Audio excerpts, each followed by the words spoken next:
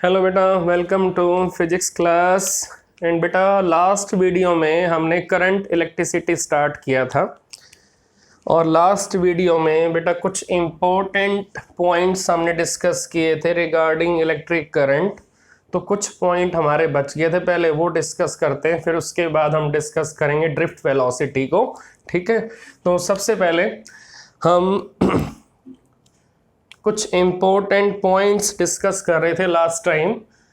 तो हम थे इफेक्ट ऑफ इलेक्ट्रिक करंट पे, इफेक्ट ऑफ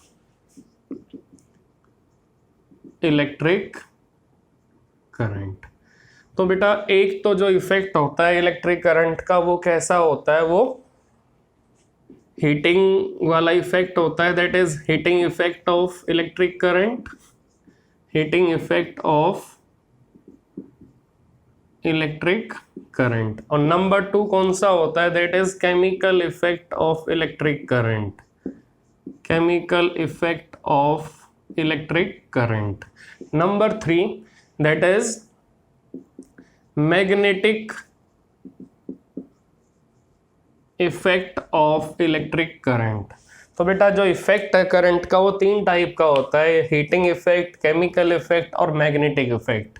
हीटिंग इफेक्ट में हमने डिस्कस किया था ग्लो ऑफ इलेक्ट्रिक बल्ब, जो फिलामेंट होगा बल्ब के अंदर वो हीट एनर्जी की वजह से ब्राइटनेस को थ्रो करेगा, ब्राइटनेस आपकी बाहर आएगी। इसका meaning heating effect of electric current में एलिमेंट या फिलामेंट आपका हीट अप होगा, हीट एनर्जी कैरी करेगा। Now chemical effect, chemical effect का बेटा बेस्ट एग्जांपल है electroplating. Now number 3 magnetic effect of electric current. It means किसी भी करंट कैरिंग वायर के अराउंड अगर आप मैग्नेटिक निडल को रखोगे वो रोटेशन में आ जाएगी। तो ये स्ट्रॉन्ग एविडेंस है कि करंट कैरिंग वायर के अराउंड कैसा इफेक्ट होगा, मैग्नेटिक इफेक्ट होगा। ठीक है बेटा, then after we have charge carriers in different media. तो अगर सॉलिड कंडक्टिंग मटेरियल है तो उसके अंदर कौन से चार्ज कैरियर्स आपके इलेक्ट्रिक करंट बनाएंगे, दैट इज इलेक्ट्रॉन्स। और अगर लिक्विड है तो लिक्विड के अंदर चार्ज कैरियर्स कौन कौन होंगे, that is ions, positive ions and negative ions. तो पॉजिटिव आयंस और नेगेटिव आयंस आपके चार्ज कैरियर्स होंगे किसके अंदर, लिक्विड के अंदर। देन आफ्टर गैसेस, गैसेस बेटा सिंपल कंडीशंस पे, ऑर्डिनरी कंडीशंस पे इंसुलेटिंग होती है, ड्राई होती हैं। तो अब गैसेस के अंदर अगर आप कंडक्टिविटी राइज करनी है तो आपको गैसेस के अंदर मॉलिक्यूल्स को आयोनाइज करना पड़ेगा। तो अगर हम हाई पोटेंशियल डिफरेंस गैसेस में अप्लाई करेंगे और प्रेशर को लो कर देंगे तो गैस के अंदर आयोनाइजेशन आपका प्रोड्यूस होगा। और गैस के अंदर अगर मॉलिक्यूल आयोनाइज होंगे तो उसके बाद कंडक्टिविटी आपकी राइज करना स्टार्ट करेगी और गैसेस के अंदर आपके पॉजिटिव, नेगेटिव आयंस और इलेक्ट्रॉन्स कंडक्टिविटी को बनाएंगे। इसका मीनिंग गैसेस के अंदर चार्ज कैरियर्स कौन कौन से होंगे, पॉजिटिव आयंस, नेगेटिव आयंस और इलेक्ट्रॉन्स। तो ये बेटा बिल्कुल आपको ध्यान रखना है कि गैसेस आपकी ऑर्डिनरी कंडीशंस में, गैसेस आपकी नॉर्मल कंडीशंस पे कैसी होती हैं, नॉर्मल कंडीशंस में वो इंसुलेटिंग होती हैं। तो अगर आपको कंडक्टिविटी उनके अंदर इंड्यूस करनी है, प्रोड्यूस करनी है तो आपको गैसेस को आयोनाइज करना पड़ेगा।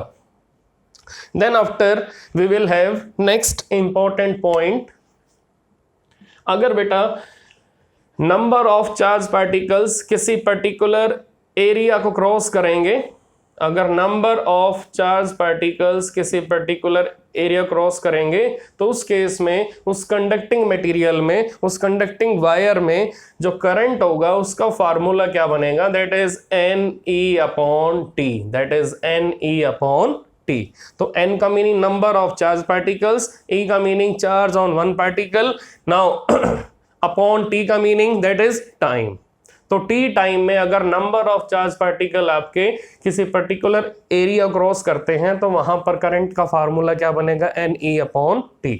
नाउ नेक्स्ट, अगर बेटा चार्ज पार्टिकल, अगर इलेक्ट्रॉन आपका रोटेशनल मोशन में है तो अगर इलेक्ट्रॉन आपका रोटेशनल मोशन में है, अगर इलेक्ट्रॉन रोटेशनल मोशन में है तो आप एग्जाम्पल ले सकते हो। एग्जाम्पल क्या लोगे कि अगर इलेक्ट्रॉन न्यूक्लियस के अराउंड रोटेट कर रहा है तो उस केस में जो कन्वेंशनल डायरेक्शन होगी करंट की वो इलेक्ट्रॉन के फ्लो से अपोजिट होगी, that is conventional direction of current. और इलेक्ट्रॉन का फ्लो हमें कौन सी डायरेक्शन देगा, that is electronic direction of current. तो बेटा यहां पर करंट का फार्मूला क्या बनेगा, चार्ज अपॉन टाइम।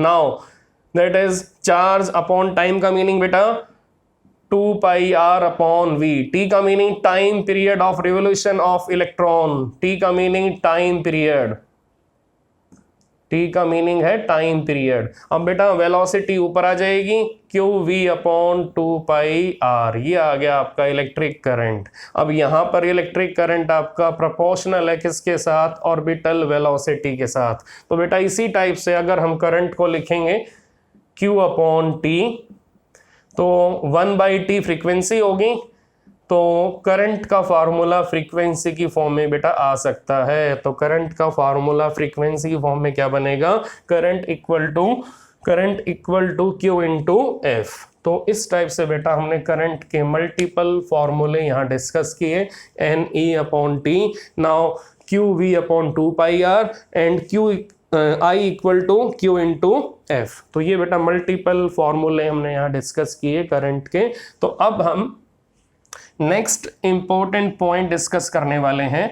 जो नेक्स्ट पॉइंट है, नेक्स्ट पॉइंट में हमें एक वायर मिलेगी, हमें कंडक्टिंग वायर मिलेगी जिसका एरिया कैसा होगा, नॉन यूनिफॉर्म होगा। तो अगर हमारे पास कोई कंडक्टिंग वायर है, अगर हमारे पास कोई कंडक्टिंग वायर है और कंडक्टिंग वायर का बेटा एरिया कैसा है, नॉन यूनिफॉर्म है। कंडक्टिंग वायर का बेटा एरिया कैसा है, नॉन यूनिफॉर्म है। इसका मीनिंग अगर इस कंडक्टिंग वायर के पास एरिया नॉन यूनिफॉर्म है तो अलग अलग पॉइंट पे अगर इसका एरिया अलग अलग है, तो अगर इस वायर को हम किसी सेल के अक्रॉस अगर कनेक्ट करेंगे तो इस पूरी वायर में करंट की वैल्यू सेम रहेगी या बार बार चेंज होगी, ये मेरा क्वेश्चन है। तो अब चेक करते हैं कि अगर इस नॉन यूनिफॉर्म एरिया वाली वायर को हम किसी सेल के अक्रॉस कनेक्ट करेंगे तो अब इस वायर में through out its length current की वैल्यू सेम रहेगी या बार बार चेंज होगी। तो चेक करते हैं बेटा कि अब हमें ये मालूम है according to law of conservation of charge, यहां से same amount of charge enter होगा और यहां से सेम अमाउंट ऑफ चार्ज आपका लीव करेगा। So initial charge equal to final charge. तो अगर इनिशियल इक्वल टू फाइनल है तो इसका मीनिंग क्या है बेटा कि इसके अंदर law of conservation of charge आपका फुलफिल होगा। तो यहां पर law of conservation of charge आपका अप्लाई होगा, तो करंट की वैल्यू इस वायर के अंदर through out its length same रहेगी, करंट विल रिमेन सेम। तो अगर करंट आपका यहाँ सेम रहेगा तो इसका मीनिंग क्या है कि same value of charge will enter, same value of charge will leave from the conductor. इसका मीनिंग यहाँ पर जो कंडक्टिंग वायर है ना तो इलेक्ट्रॉन्स को लूज करेगी ना इलेक्ट्रॉन्स को गेन करेगी। इसका मीनिंग ना तो ये इलेक्ट्रॉन्स को लूज करेगी ना इलेक्ट्रॉन्स को ये गेन करेगी। तो ये हमेशा कैसी रहेगी, हमेशा ये अनचार्ज ही रहेगी। तो ये वायर हमेशा कैसी रहेगी, ये वायर हमेशा न्यूट्रल रहेगी और ये वायर हमेशा अनचार्ज ही रहेगी। तो ये conducting wire, current carrying wire आपकी हमेशा अनचार्ज रहेगी, ये किसी भी टाइप का चार्ज कैरी नहीं करेगी। तो बेटा ये आपको प्रॉपर वे से अंडरस्टैंड करना है कि कोई भी करंट कैरिंग वायर आपकी किसी भी टाइप का चार्ज कैरी नहीं करेगी। तो बेटा ये आपके कुछ बेसिक पॉइंट्स हमारे इलेक्ट्रिक करंट के लास्ट लेक्चर में रह गए थे, ये हमने डिस्कस कर लिए हैं। तो अब हम अगला टॉपिक डिस्कस करने वाले हैं, the most important topic, that is drift speed और drift velocity of free electrons in conducting wire. कि इलेक्ट्रॉन्स आपके किस वेलोसिटी से ड्रिफ्ट होंगे, इलेक्ट्रॉन्स आपके किस वेलोसिटी से चलेंगे ताकि इलेक्ट्रिक करंट आपका कंडक्टिंग वायर में बनेगा। तो अब चेक करते हैं कैसे क्या होगा। अभी चेक करते हैं। सबसे पहले हम एक कंडक्टिंग वायर लेंगे बेटा, सबसे पहले हम एक कंडक्टिंग वायर लेंगे और इस कंडक्टिंग वायर के दोनों एंड हम इस कंडक्टिंग वायर के दोनों एंड हम ओपन रखेंगे। यहां से भी ओपन है, यहां से भी ओपन है। इस कंडक्टिंग वायर की लेंथ L है। अब चेक करके बताओ, इस कंडक्टिंग वायर का दोनों एंड पे जो एरिया ऑफ क्रॉस सेक्शन है वो A है, इसकी लेंथ L है। तो बेटा अब इस कंडक्टिंग वायर्स के अंदर बिलियंस ऑफ इलेक्ट्रॉन्स होंगे। अब यहां पर इलेक्ट्रॉन्स का मोशन कैसा होगा, यहां पर इलेक्ट्रॉन्स का मोशन कैसा होगा, क्योंकि ये वायर आपकी किसी भी टाइप का डिफरेंस इन पोटेंशियल कैरी नहीं कर रही। ये वायर दोनों साइड से ओपन है और रूम टेम्परेचर पे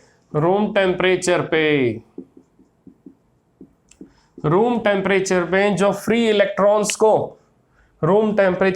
इलेक्ट्रॉन्स को थर्मल एनर्जी मिलेगी, उसकी वजह से ये इलेक्ट्रॉन्स आपके रैंडम डायरेक्शंस में मूव करना स्टार्ट करेंगे। अब इनका रैंडम मोशन पॉसिबल कैसे होगा, आपको मालूम है कि रूम टेम्परेचर पे कंडक्टर के अंदर पहले से ही कुछ फ्री इलेक्ट्रॉन्स होते हैं। आपको मालूम है कंडक्टर के अंदर जो एटम्स होंगे, उन एटम्स की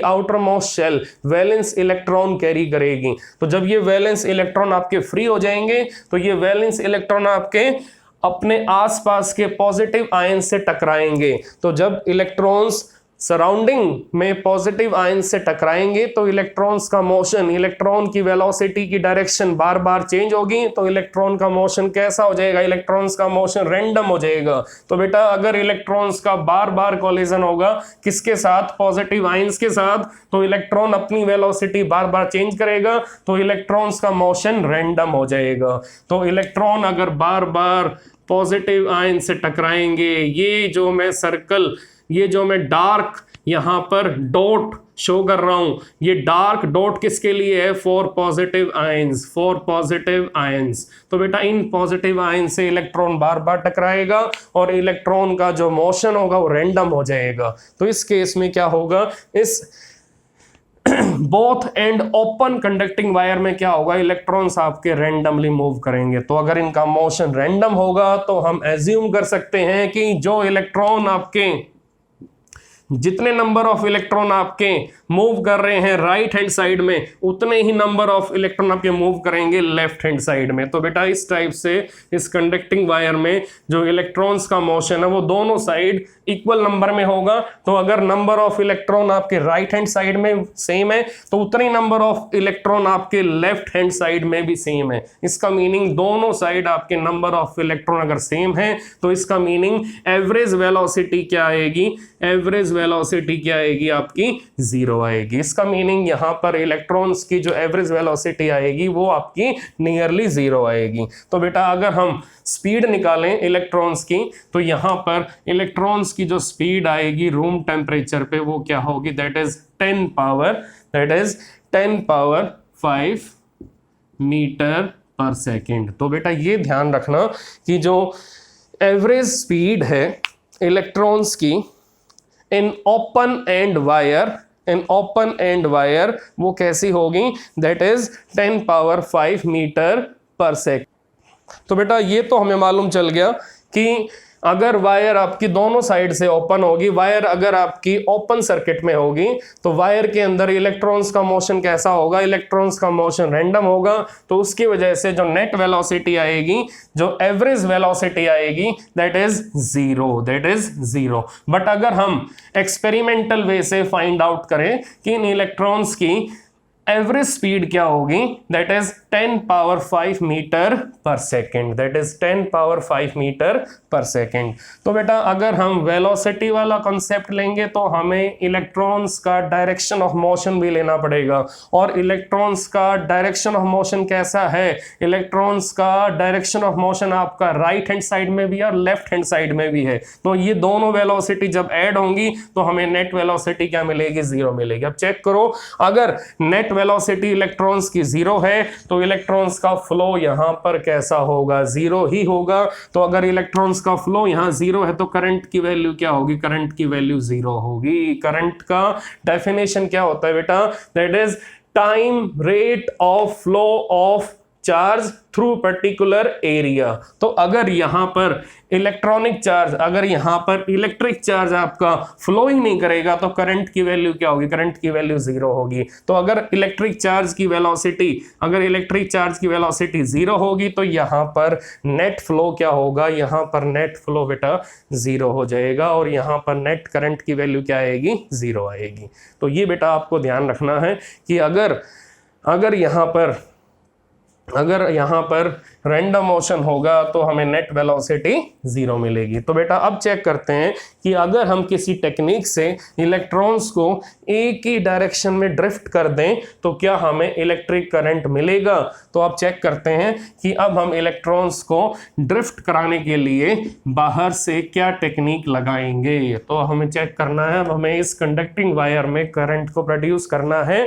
तो अगर हम इस वायर को दोनों साइड से ओपन छोड़ेंगे तो इसमें करंट कभी भी प्रोड्यूस नहीं होगा। तो एज्यूम कर लो आपके सामने टेबल है, टेबल पे एक कॉपर वायर पड़ी हुई है, अगर आप उसको टच करोगे, कॉपर वायर दोनों साइड से ओपन है तो करंट बिल्कुल भी आपको नहीं लगेगा। ठीक है बेटा, आप चेक करते हैं कि अगर किसी कंडक्टिंग वायर को हम किसी डेफिनेट पोटेंशियल डिफरेंस के अक्रॉस कनेक्ट करेंगे तो उस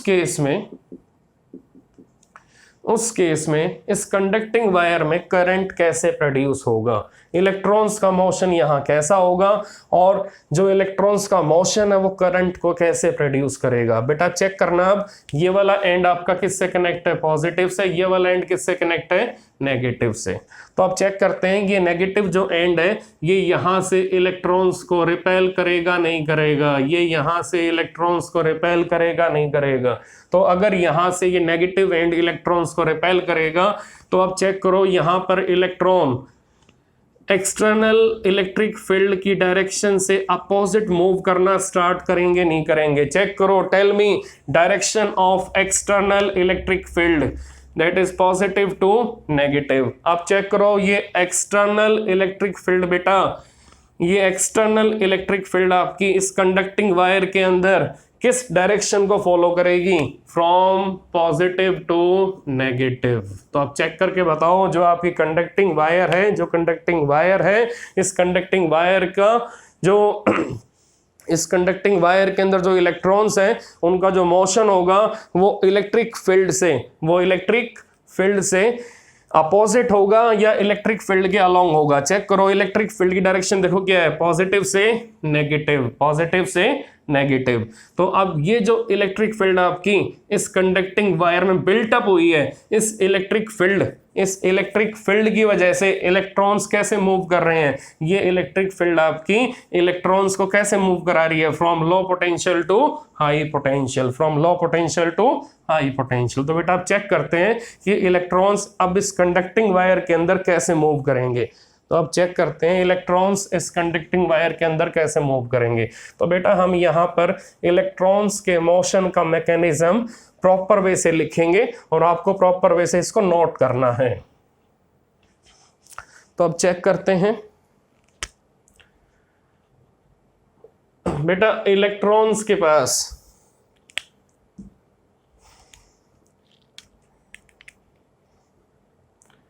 नाउ इलेक्ट्रॉन्स की बेटा इनिशियल एनर्जी कौन सी थी, थर्मल काइनेटिक एनर्जी। अब बेटा इलेक्ट्रॉन्स के पास फाइनल एनर्जी कौन सी आ रही है, that is electrical energy. Final energy कौन सी आ रही है इलेक्ट्रॉन्स के पास, that is electrical kinetic energy. तो बेटा अब इलेक्ट्रॉन्स आपके इलेक्ट्रिकल काइनेटिक एनर्जी की वजह से कैसे मूव करेंगे, from low potential to high potential, from low potential to high potential. तो बेटा अब इलेक्ट्रॉन किससे टकराएंगे, now electron will collide with positive ions in conducting wire। तो जब इलेक्ट्रॉन्स पॉजिटिव आयन से टकराएंगे तो ये अपनी इलेक्ट्रिकल काइनेटिक एनर्जी को वहां लूज करेंगे, तो वहां पर लॉस होगा। किसका लॉस होगा? इलेक्ट्रिकल काइनेटिक एनर्जी का लॉस होगा। तो अब ये अपनी इलेक्ट्रिकल काइनेटिक एनर्जी को कॉलिजन के टाइम पे लूज करेंगे, लॉस करेंगे। इसका meaning there is loss of kinetic energy of electron during collision with positive ions in conducting wire. तो अब फिर दोबारा से इलेक्ट्रॉन्स काइनेटिक एनर्जी गेन करेंगे। किसकी वजह से? Due to applied potential difference, due to applied potential difference. तो बेटा ये प्रोसेस आपका रेगुलर चलता रहेगा। इलेक्ट्रॉन यहां से निकलेगा, पॉजिटिव आयन से टकराएगा, एनर्जी लॉस होगा, दोबारा से एनर्जी गेन करेगा due to external potential difference, energy gain करेगा, फिर कॉलिजन होगा, फिर लॉस होगा, फिर एनर्जी गेन करेगा। तो ऐसे करते करते इलेक्ट्रॉन आपका पॉजिटिव एंड तक आ जाएगा। इलेक्ट्रॉन ऐसे ड्रिफ्ट होता होता कहां तक आ जाएगा? नेगेटिव एंड से कहां तक आ जाएगा? पॉजिटिव एंड तक आ जाएगा। तो इस प्रोसेस में जब इलेक्ट्रॉन आपका कंडक्टिंग वायर के अंदर ड्रिफ्ट होगा तो उसी टाइम पे कंडक्टिंग वायर में इलेक्ट्रिक करंट आपका प्रोड्यूस हो जाएगा। तो इलेक्ट्रिक करंट को प्रोड्यूस करने के लिए हमें इलेक्ट्रॉन्स को लो पोटेंशियल से हाई पोटेंशियल की तरफ ड्रिफ्ट करना पड़ेगा। तो ये बेटा मैंने सारा प्रोसेस आपको 1 बाय 1 लिख दिया है कि इनिशियल इसके पास कौन सी एनर्जी थी? थर्मल काइनेटिक एनर्जी थी विदाउट पोटेंशियल डिफरेंस। तो आप यहां लिख सकते हो that is without potential difference. फिर हमने इसमें कौन सी एनर्जी ऐड की? हमने थर्मल काइनेटिक एनर्जी में कौन सी एनर्जी ऐड कर दी? That is electrical kinetic energy. अब जब इलेक्ट्रिकल काइनेटिक एनर्जी इलेक्ट्रॉन्स को मिलेगी तो इलेक्ट्रॉन्स का डायरेक्शन चेंज होगा। अब इलेक्ट्रॉन्स आपके रैंडम नेचर को छोड़ेंगे। अब इलेक्ट्रॉन्स कैसे मूव करेंगे? Low potential to high potential. तो अब इलेक्ट्रॉन आपके जा रहे हैं low potential to high potential. अब इनके रास्ते में आयंस भी आएंगे क्योंकि कंडक्टिंग वायर के अंदर इलेक्ट्रॉन्स की डेंसिटी काफी ज्यादा होगी। इलेक्ट्रॉन्स आपस में भी टकराएंगे और इलेक्ट्रॉन्स अपने नेबरहुड वाले पॉजिटिव आयन से भी टकराएंगे। तो कॉलिजन में क्या होगा? कॉलिजन में इनकी एनर्जी का लॉस होगा, फिर दोबारा से एनर्जी गेन करेंगे, फिर दोबारा से चलेंगे, फिर कॉलिजन होगा, फिर टकराएंगे, फिर एनर्जी लॉस होगा, फिर दोबारा से एनर्जी गेन करेंगे। तो ऐसे करते करते इलेक्ट्रॉन आपका नेगेटिव एंड से पॉजिटिव एंड पे आ जाएगा। इसका मीनिंग इलेक्ट्रॉन आपका कंप्लीट कंडक्टर में, कंप्लीट कंडक्टिंग वायर में ड्रिफ्ट करेगा। तो ड्रिफ्ट करेगा तो क्या होगा? वो इलेक्ट्रिक करंट बनाएगा। So drift movement of electron will make electric current in conducting wire. तो बेटा अब आपको ये चेक करना है कि इलेक्ट्रॉन्स का मोशन इस कंडक्टिंग वायर में स्ट्रेट लाइन में कभी नहीं होगा। तो इलेक्ट्रॉन का मोशन जो होगा इस कंडक्टिंग वायर में, electron motion in conducting wire कभी भी स्ट्रेट लाइन नहीं होगा। कैसा होगा? पैराबोलिक होगा। कैसा होगा? पैराबोलिक होगा या फिर कर्व होगा। तो ये आपको ध्यान रखना है कि जो मोशन होगा इलेक्ट्रॉन का वो कंडक्टिंग वायर में अंडर डेफिनेट पोटेंशियल डिफरेंस कभी भी स्ट्रेट लाइन में नहीं होगा। या तो पैराबोलिक होगा या फिर कर्व होगा। कर्व क्यों होगा? क्या रीजन है? क्योंकि जब इलेक्ट्रॉन आपका पॉजिटिव आयन से टकराएगा तो ये अपनी डायरेक्शन ऑफ मोशन भी चेंज करेगा। ये ध्यान रखना बेटा कि जब भी इलेक्ट्रॉन का कॉलिजन होगा विद सराउंडिंग पॉजिटिव आयंस तो ये अपनी वेलोसिटी की डायरेक्शन भी चेंज करेगा। इसका मीनिंग क्या है कि इलेक्ट्रॉन का जो मोशन होगा वो low potential to high potential तो होगा, बट इलेक्ट्रॉन का जो पाथ होगा वो स्ट्रेट लाइन नहीं होगा due to collision with positive ions, electron path will not be in straight line.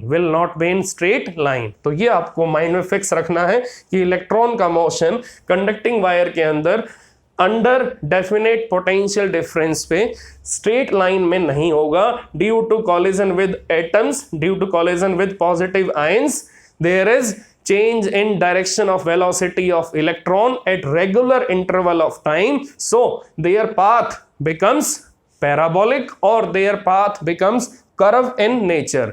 तो ये आपको ध्यान रखना है कि इलेक्ट्रॉन का path during drift motion straight line कभी भी नहीं होगा। तो बेटा इतना स्टेप आपको प्रॉपर वे से, इतने स्टेप्स आपको प्रॉपर वे से लर्न करने हैं, प्रॉपर वे से नोट करने हैं। तो बेटा यहाँ पर जो इंप्रूवमेंट हुई है किसमें, वेलोसिटी ऑफ इलेक्ट्रॉन में, वो काफ़ी स्मॉलर हुई है। तो अब आपको एक्सपेरिमेंटल वे से मैं ड्रिफ्ट वेलोसिटी की वैल्यू बता रहा हूँ कि by experimentation drift velocity is 10⁻⁻⁴ metre per second. तो बेटा जो ड्रिफ्ट वेलोसिटी है इलेक्ट्रॉन की, वो एक्सपेरिमेंटल वे से हमें क्या मिलेगी, 10⁻⁻⁴ metre per second. It is very very smaller amount, it is very very smaller amount. Reason क्या है कि जो कंडक्टिंग वायर है इसके अंदर जो फ्री इलेक्ट्रॉन्स हैं वो नंबर में काफी ज्यादा हैं। इसका मीनिंग कंडक्टिंग वायर में फ्री इलेक्ट्रॉन्स आपके नंबर में काफी लार्ज हैं, जिसकी वजह से डेंसिटी ऑफ फ्री इलेक्ट्रॉन्स काफी ज्यादा है, तो वेलोसिटी में ज्यादा इंप्रूवमेंट आपको नहीं मिलेगा। तो आपको ड्रिफ्ट वेलोसिटी की वैल्यू काफी स्मॉलर मिलेगी क्योंकि कॉलिजन रेगुलर होते रहेंगे। तो अब चेक करना है कि इस ड्रिफ्ट वेलोसिटी का मैथमेटिकल फॉर्मूला क्या बनेगा। तो बेटा अब ये ध्यान रखना कि इनिशियल जो वेलोसिटी थी, जो इनिशियल वेलोसिटी थी वो आपकी 0 थी, जो इनिशियल एवरेज वेलोसिटी थी, सॉरी, जो इनिशियल एवरेज वेलोसिटी थी वो 0 थी, और जो इनिशियल एवरेज वेलोसिटी 0 आ रही थी वो किसकी वजह से आ रही थी, due to random motion, due to random motion. और जो वेलोसिटी आपको मिली फाइनली, वो वेलोसिटी कैसी मिली आपको, 10⁻⁻⁴ मीटर पर सेकेंड। इसका मीनिंग इनिशियल वेलोसिटी में और फाइनल वेलोसिटी में कोई ज्यादा चेंज नहीं है, change is very very smaller, change is very very smaller, change is very very smaller. तो बेटा अब चेक करना है, ये चेंज आपका काफी स्मॉल आपको मिला है, that is very very smaller change in initial velocity and final velocity. ये इनिशियल वेलोसिटी कब मिली, जब वायर दोनों साइड से ओपन थी, और ये वेलोसिटी कब मिली हमें इलेक्ट्रॉन्स की, जब वायर के क्रॉस क्या था, डेफिनेट पोटेंशियल डिफरेंस था। तो जब हम किसी वायर के क्रॉस, किसी कंडक्टिंग वायर के क्रॉस हम किसी सेल को कनेक्ट करेंगे तो हमें ये मिलेगी वेलोसिटी ऑफ ड्रिफ्ट इलेक्ट्रॉन, और अगर हम दोनों एंड को ओपन छोड़ देंगे तो नेट वेलोसिटी, एवरेज वेलोसिटी हमें क्या मिलेगी, 0 मिलेगी। तो बेटा अब हमें इसका एक्सप्रेशन फाइंड आउट करना है। तो बेटा चेक करो, अब यहां पर जो इलेक्ट्रॉन्स का मोशन है वो इलेक्ट्रिक फील्ड से अपोजिट है, तो ये फोर्स का फार्मूला है, force on electron. Now force का बेटा एक और फार्मूला है, फोर्स इक्वल टू ma। इसका मीनिंग यहां पर इलेक्ट्रॉन्स को ड्रिफ्ट कराने वाला जो फोर्स है वो इलेक्ट्रॉन के अंदर एक्सेलरेशन भी बनाएगा। तो यहाँ पर जिस फोर्स से इलेक्ट्रॉन आपके ड्रिफ्ट हुए हैं वो फोर्स इलेक्ट्रॉन्स के अंदर एक्सेलरेशन भी बनाएगा, इसकी इनिशियल वेलोसिटी को इंप्रूव भी करेगा। तो अब ये दोनों इक्वेशंस आपकी इक्वेट हो जाएंगी। माइनस साइन क्या शो कर रहा है, इन दोनों की डायरेक्शन कैसी अपोजिट है, फोर्स इधर लग रहा है, फील्ड आपकी इधर है। तो अब चेक करते हैं, अगर ये दोनों इक्वेशन इक्वल है तो ma किसके इक्वल होगा, -q_e के इक्वल होगा। Now acceleration is -q_e upon m। अब प्रॉब्लम ये बेटा कि इन दोनों में काफी कम चेंज है, इन दोनों में चेंज काफी स्मॉलर है, और एक्सेलरेशन का फार्मूला होता है v-u upon t।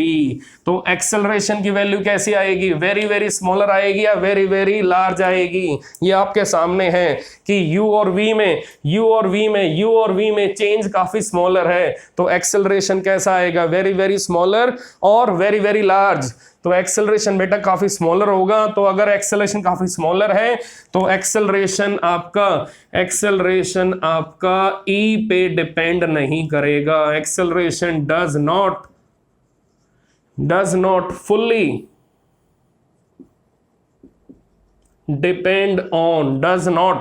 fully depend on electric field. बेटा ये नोट कर लेना कि एक्सेलरेशन के ऊपर इलेक्ट्रिक फील्ड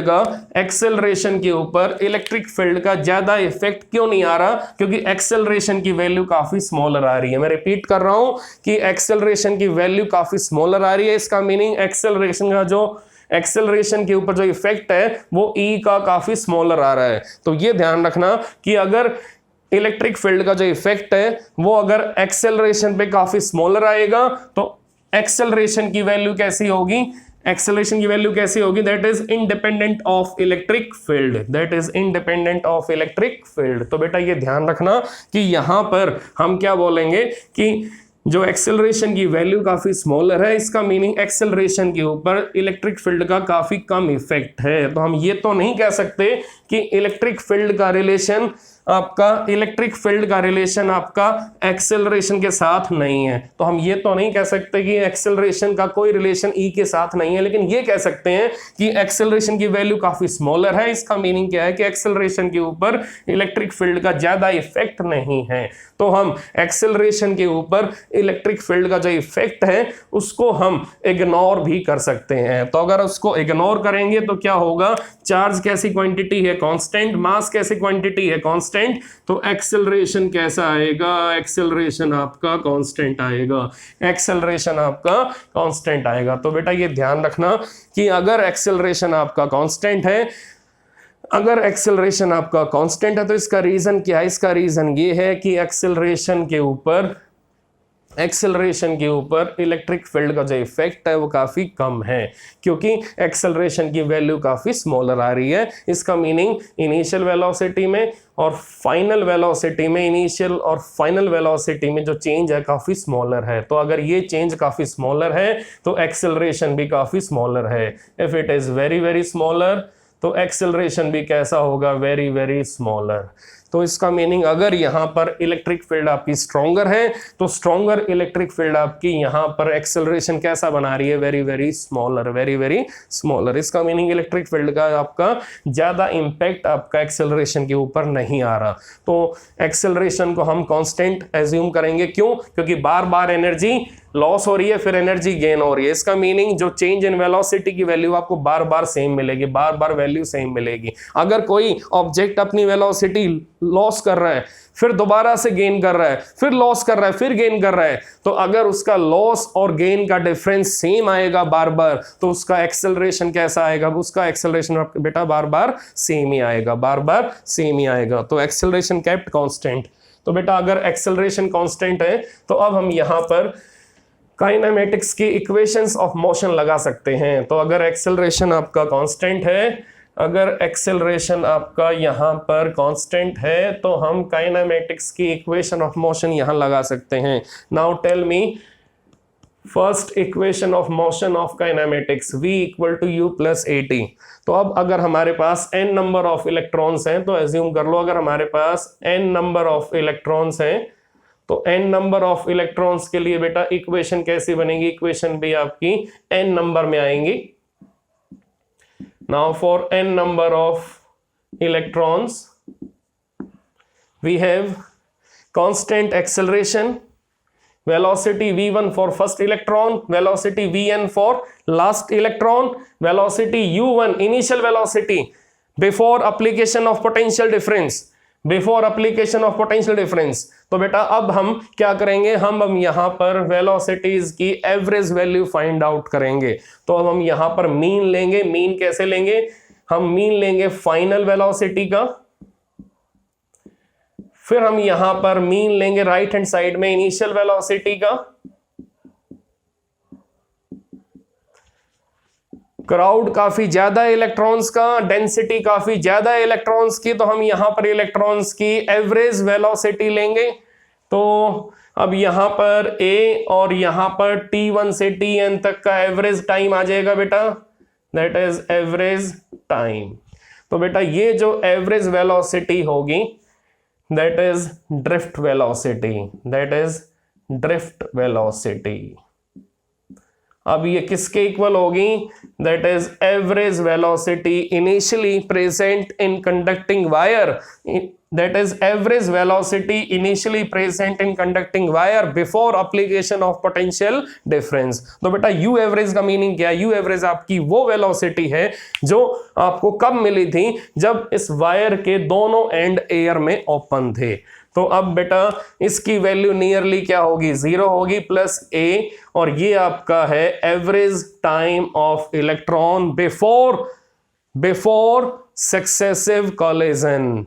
तो इसका meaning that is average time of relaxation of electron before any collision. तो कॉलिजन से पहले इलेक्ट्रॉन कितने टाइम तक रिलैक्सेशन में रहेगा, वो टाइम कौन सा होगा? That is relaxation time. तो ये बेटा एवरेज मीन टाइम है, that is mean time for electron for its relaxing motion. तो जब इलेक्ट्रॉन आपका बिना कॉलिजन के रिलैक्सिंग मोड में चलेगा, तो जितना टाइम वो रिलैक्सिंग मोड में बिताएगा वो टाइम कैसा होगा? That is average relaxation time. तो बेटा इलेक्ट्रॉन जब बिना कॉलिजन के, बिफोर कॉलिजन जब इलेक्ट्रॉन आपका चलेगा, कॉलिजन होने से पहले जब इलेक्ट्रॉन आपका चलेगा कंडक्टिंग वायर में, तो वो जितना टाइम आपका स्पेंड करेगा इन रिलैक्सिंग मोशन, वो टाइम क्या होगा उसका? That is average relaxation time. तो इसका सिंबल क्या होगा बेटा? इसका सिंबल ये होगा टाउ। टाउ का मीनिंग एवरेज रिलैक्सेशन टाइम। तो बेटा VD की इक्वेशन क्या आई? VD equal to U average आपका 0 हो गया, तो U एवरेज आपका 0 है, तो इधर क्या आएगा? A टाउ आ जाएगा। अब बोलो VD किसके इक्वल आ रहा है? VD is